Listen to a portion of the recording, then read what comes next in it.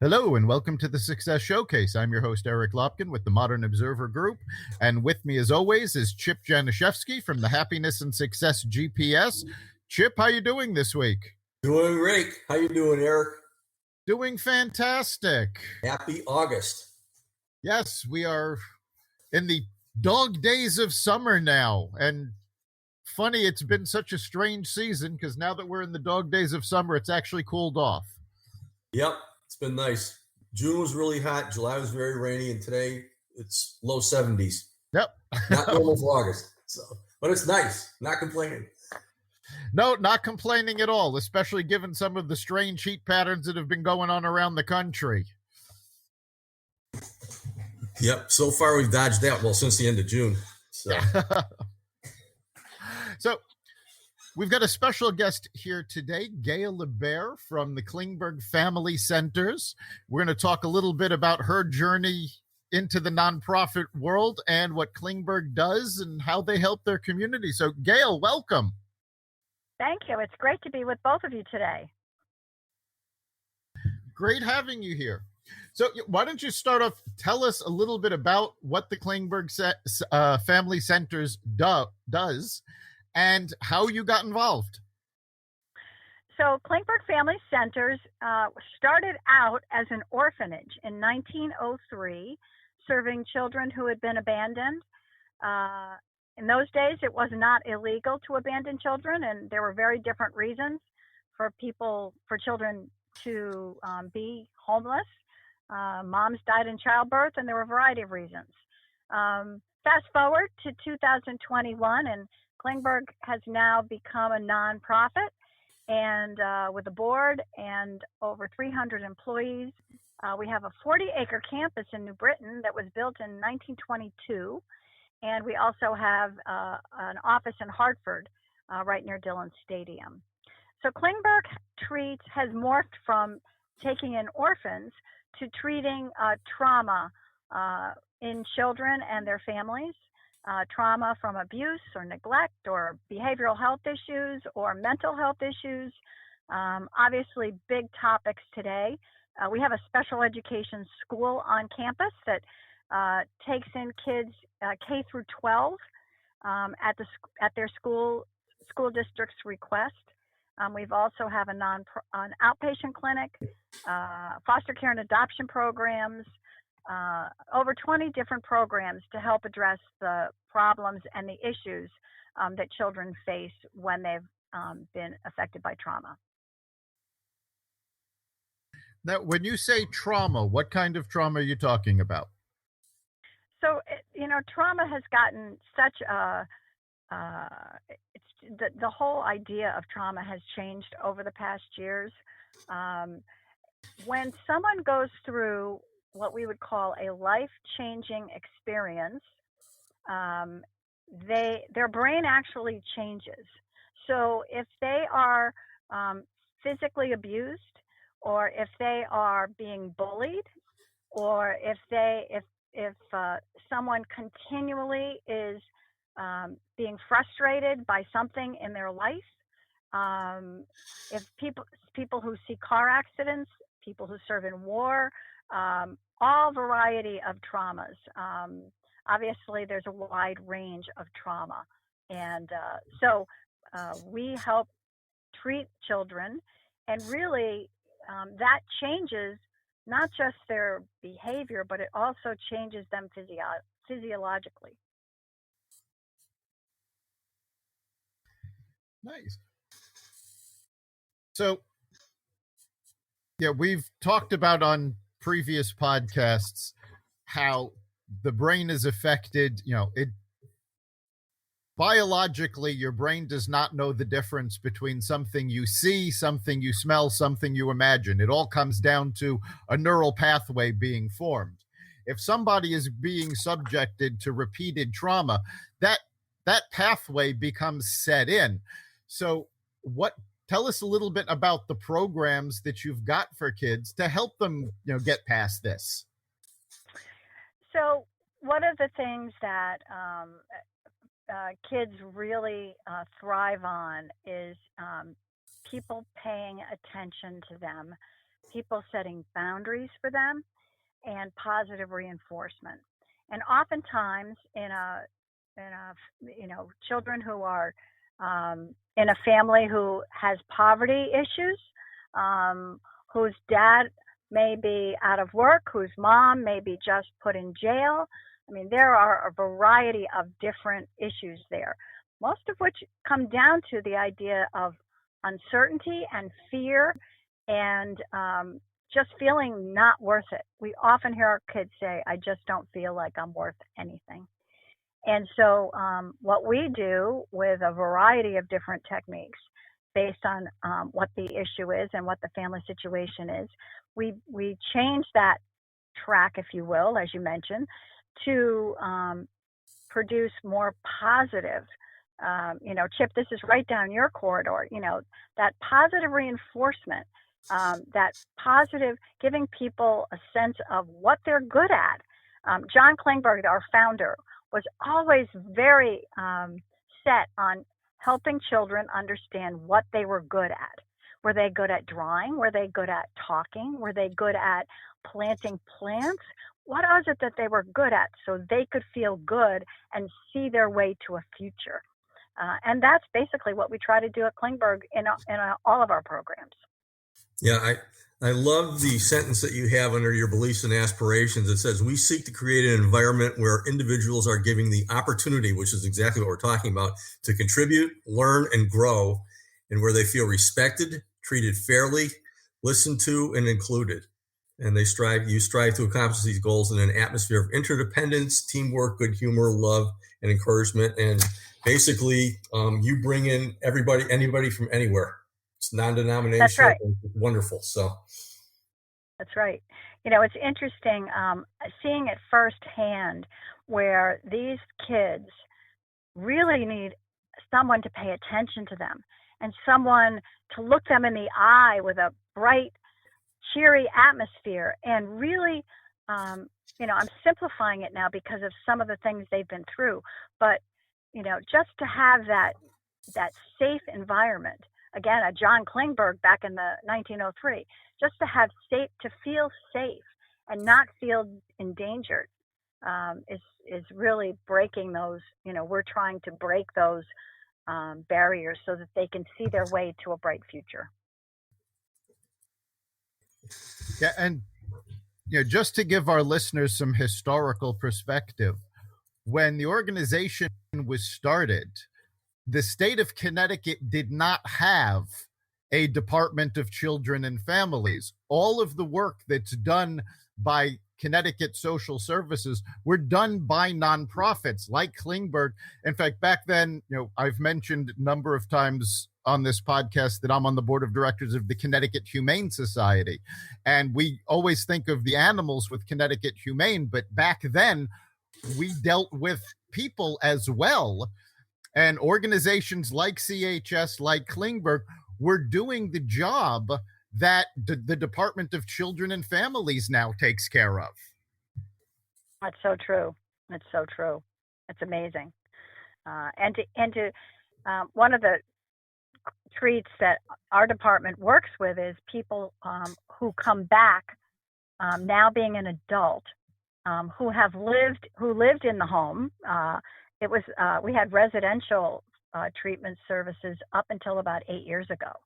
And so to see those people come back and reminisce and to hear what they're doing now and how the work that we have done in the past with them helped, it's just very, very rewarding. I'm sure it is. And of course, your work with the kids, it's not just your job. You're also an adoptive mom, aren't you? I am. And that's, one of the reasons why the mission at Klingberg speaks so true to my heart. Decades ago, my husband and I decided we wanted to adopt a child. And we were older children. We were oldest in our family history, in our own families. And we felt like we didn't need to have babies, but we wanted to help out some kids who maybe didn't have a good family. So we started searching, and we adopted our first daughter when she was 12 and a half. Now, I admit that I didn't think I'd be adopting a 12-and-a-half-year-old. Probably one of the most difficult ages in my own personal life, but we did. And 2 years later, we adopted our second daughter, Lisa, who was 13 and a half at the time. The girls were from different biological families. When we did that, as we explored and we worked through DCF, through the state to have this happen, we were blown away by the difficult circumstances that children in what I thought was an affluent, well-educated state were living in.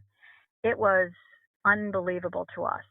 And so we learned a lot with our daughters. We learned a lot about each other. We learned a lot about ourselves. And it was an amazing experience. And now I have two granddaughters who I've actually had 0 to 12 and a half to enjoy. And so the mission at Klingberg is really personal for me as well as special. Yeah, I like that you mentioned your surprise in what they had gone through, because most people, they hear Connecticut and they think, Connecticut is at least up until recently, I'm not sure if it still is, but it was the most affluent state in the country. And yet there are zip codes within Hartford and Bridgeport that are actually some of the poorest zip codes in the country. So we literally span the gamut from richest to poorest here. Yep. And interestingly enough, and so we saw, we have kids right now being treated at Klingberg who are living in shelters, who are living out of their mother's car. It still exists today, sadly. I don't know what the numbers are improved versus way back then, but it's pretty amazing. And I think, we all can do our part, and we do it one person at a time. And so that's the passion that Klingberg brings to it. We treat the children, but we also know that the family members, the caregivers, if they're not living with family members, if they're living with caregivers, we work with them as well, because the child is not going to get better or improve just all by themselves with a therapist or a school teacher. They need encouragement from their living space. Yeah, I would imagine that when COVID hit, obviously there was need then, but the need is even greater now, and different ways for you to handle that based upon probably the restrictions that you had there too. So tell us how you've dealt with that over the last year and a half. Well, what we've seen is initially we saw a drop in everything because everybody kind of just stayed in place. And then we started seeing an increase in our work in the Child Abuse Treatment Services Program. The atmosphere in those homes where domestic abuse or abuse was intense anyway just became unlivable. And so immediately we had people reaching out to us for those services. And we never stopped seeing those clients and their families in person. We did it safely, but we never stopped seeing those folks in person. And at the same time, our clients we were already working with, and our special education school shifted to online. And interestingly enough, sometimes that made it better for the kids. The therapists got to see them in their environment. They were perhaps, some of the kids were actually more comfortable in their own environment. Some were less comfortable. So, like any other service, we bobbed and weaved, working with each client individually to figure out what it is that they needed. And our staff did some amazing things. They, dropped food off to people's houses, because really what became clear in the early days was the lack of food. And you can't treat children who are hungry or families. So our workers our social workers actually started dropping food packages off to families because they were hungry, really hungry. So that started, and then in September, we opened our food pantry, which had been a kind of an idea in the making, but we partnered with Food Share and became a partner of theirs, and we now have a food pantry on campus in New Britain that actually now gives food to all of our Klingberg client families twice a month. That's fantastic. On our sister podcast, Carnivore Radio, we had spoken with Al Marino of Food Share at the beginning of COVID, and he was telling us about how the need for food just skyrocketed.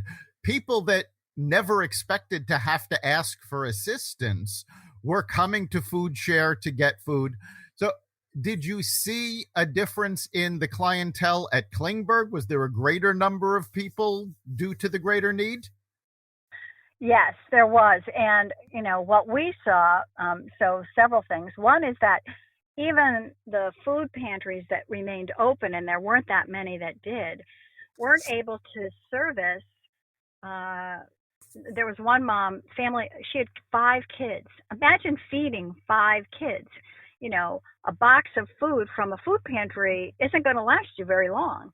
And so she was going to three or four different food pantries to get enough food to feed her kids. So just that example alone, and many kids get breakfast in our school, in our special education school, we feed our children, our students, breakfast and lunch. So all of that food that they were getting, initially when the schools closed down, they weren't getting. Yeah, that was something that also had to adapt to the changes because of COVID. There are a lot of kids that their only food source is the school system. They get breakfast there, they get lunch there. And I know a number of the school systems around Connecticut started boxing up this food so that people could come and take what they would have gotten as a school breakfast or school lunch and take it home with them. Yep, that's right. Yep.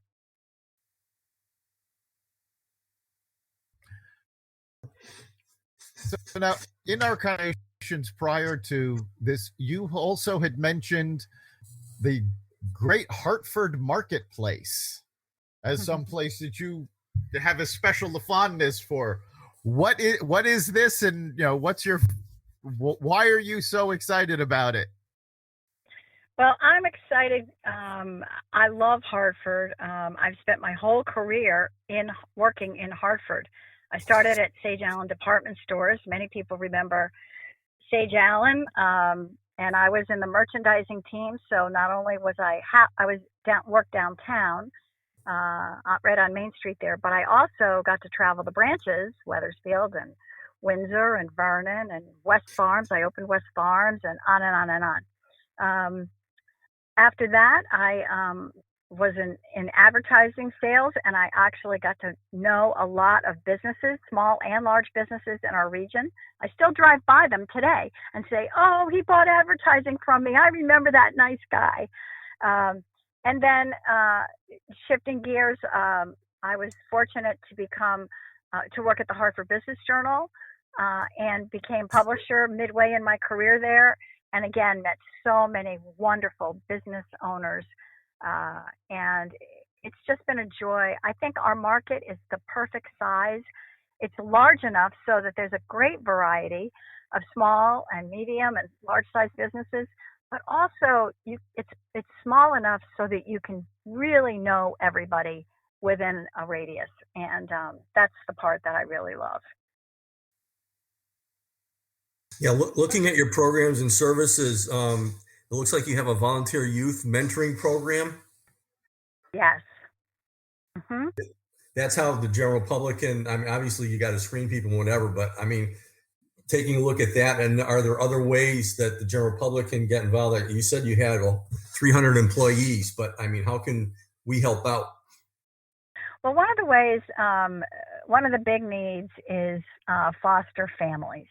And so believe it or not, if you can be a foster grandparent, you don't have to be just a foster parent. But foster families right now are in need. I think the number is 120 kids are looking for permanent homes right now and need to be living somewhere. And so the need is great. If you know of anyone who might be interested, or you yourself are kind of interested and intrigued, our agency works with prospective parents, foster parents, and helps you understand what the commitment is, helps you prepare. There's an education component to it. But after the placements are made, there's a support system that's really, really wonderful. So it's not just, here you go, good luck. It's really walking you through every step of the way and helping you engage your foster children in a way that's positive for your family and also for you, and then also for the child or youth. That's great.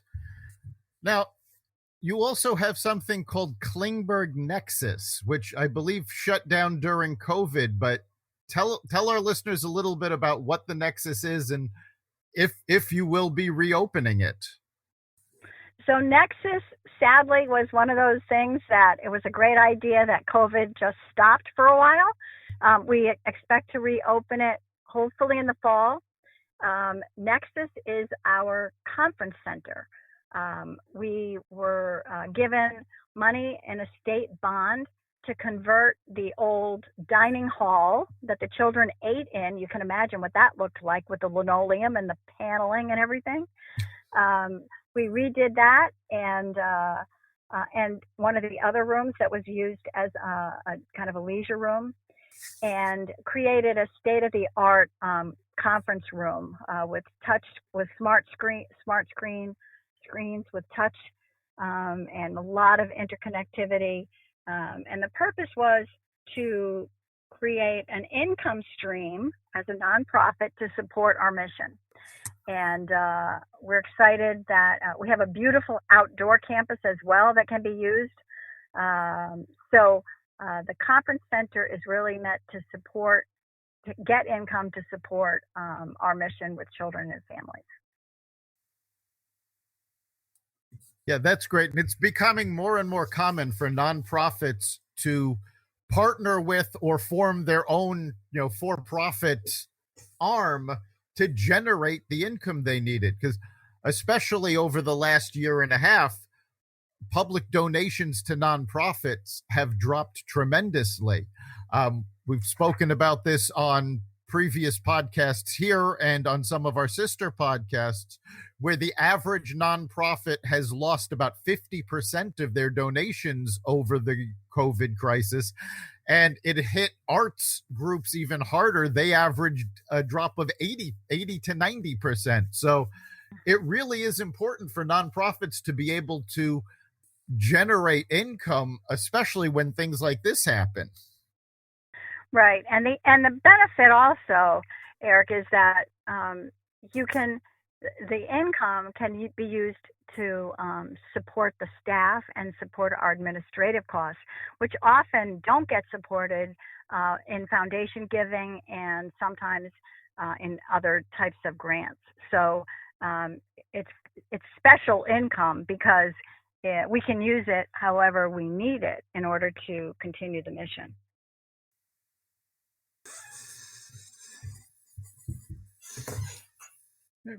So now, as we're sort of coming out of COVID, and there's talk about some restrictions having to be put back in place because of the Delta variant, what does Klingberg see for itself over the next 6 to 12 months? How are you adapting, and where do you think the organization's going? Well, we see that the recovery is going to happen slowly.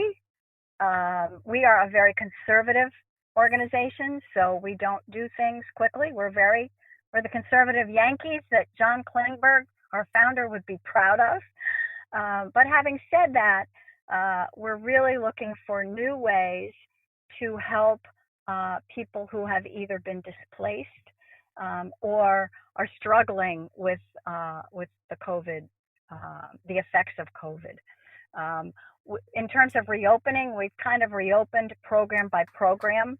Our school has been fully functional since last October, with a couple of weeks exceptions because of people being in quarantine. We've been open the whole time. We have summer school going on right now that's just about done. And while our census has been down a little bit, we anticipate that in the fall, school systems are going to come back into full mode again, and they're going to see the need to send some of their students who can't tolerate a traditional school setting to send them to us, and then we help the students work through their issues, find new ways, and then send them back to their school system. So we're working with that. We think the food pantry will expand because more clients will hear about it. You know, communication is everything, and we think that will continue to grow. Our group homes we have 3 group homes, and they are increasing in client base as well. And our outpatient clinic has been busy all along, and our abuse services programs have been busy all along. So we think that things will gear up really quickly in the fall. Great. We're just about at the end of our time. So if somebody wants to get involved with Klingberg, or if they require services from Klingberg, how can they get more information? So you can go to our website, which is www.klingberg, KLINGBERG.org. All of our programs are listed there. And, one of the great ways to get to know our organization better, if you're interested in perhaps a corporate support or donor support, we'd love to have you come and visit and take a tour so that you can really see the work that we do firsthand. Excellent. So, Chip, what do you think the big takeaway for our listeners is this week?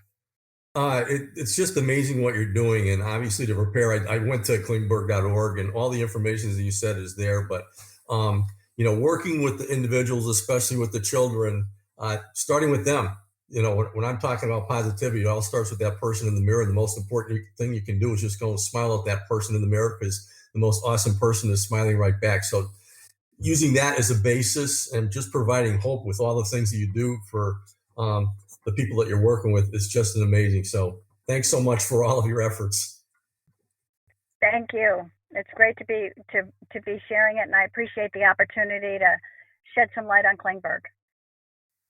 And we're glad you could take the time to be with us. I think for me, one of the big takeaways was how the situations you're dealing with really did persist and in some cases got worse during COVID, but your focus isn't just the child, it's also the family, so that you're dealing with these situations holistically. It's not just about helping a child through, it's about fixing the problem from the ground up with the rest of the family. And I think that makes what you do so important and so much more effective. Thank you. I do. We say that we may have 1,500 clients, but in truth, we treat probably over 4,000 people, because there's the caregivers and there's the siblings and the families, and it's really about the whole community. Right, and that's what it's all about. It's all about the people and community.